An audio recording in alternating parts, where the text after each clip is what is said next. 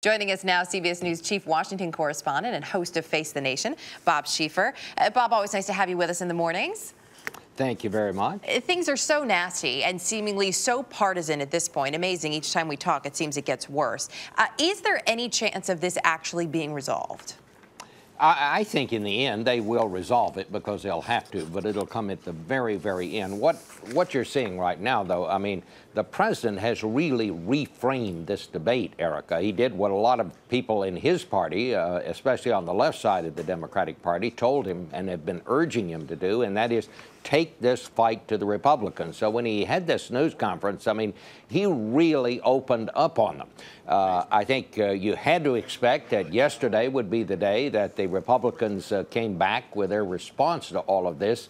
Now perhaps they can get down to work and try to work something out on this. But right now, they're as far apart as they ever were. But I think this is all part of the prelude. I think, as Bill pointed out in his piece, I think now the real work begins. Well, you know, and the taxpayers probably hope that the real work begins at this point, because in some ways it almost feels like grandstanding as you look at it from the outside. You mentioned how tough the president's getting here. He even went so far as saying, look, my kids do a better job at getting their homework done. Is that really what's going to make the change here? Well, I think the president is trying to state his case. He's using the bully pulpit of the White House. He's trying to rally public opinion behind the case that he is trying to make here. I mean, Republicans have pretty much had a free ride up until now because the president's been talking about consensus and trying to reach a deal, and they've been blaming all of it on him. He struck back in this, and again, as you say, it's you know, the two sides going back and forth.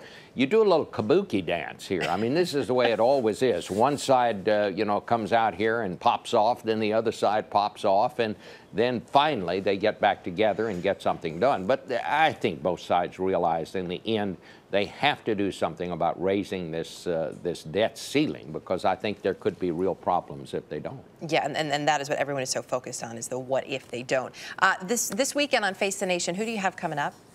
We're going to look at Washington from the outside instead of inside the Beltway. We're going to talk to John Kasich, the Republican governor of Ohio, Scott Walker, the Republican governor of Wisconsin, Patrick Duvall, the Democratic governor from Massachusetts, and the mayor of Los Angeles, another Democrat, Antonio Villagrosa.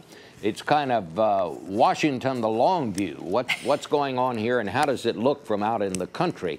And what are the problems there that you've been able to solve and not been able to solve? And I want to ask them, why do they think Washington is having such a hard time with all of this? Well, you know, hopefully, Bob, some of the folks in Washington will be watching this morning. Maybe they'll get some ideas from your folks outside the Beltway. Well, that'd be great for the ratings. It would be. Well, we'll do everything we can to help that. Bob, thanks. Thank you very much.